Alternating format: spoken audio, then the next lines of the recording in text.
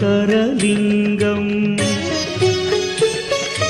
रावणदर्पविनाशकलिङ्गं तत्प्रणमामि सदा शिवलिङ्गम्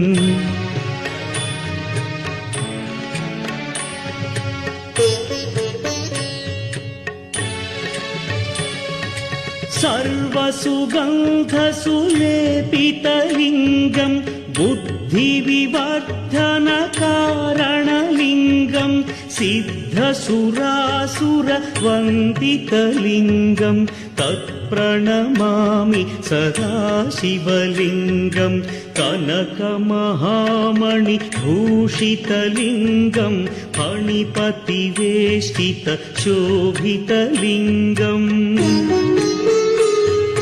दक्षसुयज्ञविनाशनलिङ्गं तत्प्रणमामि सदा शिवलिङ्गम्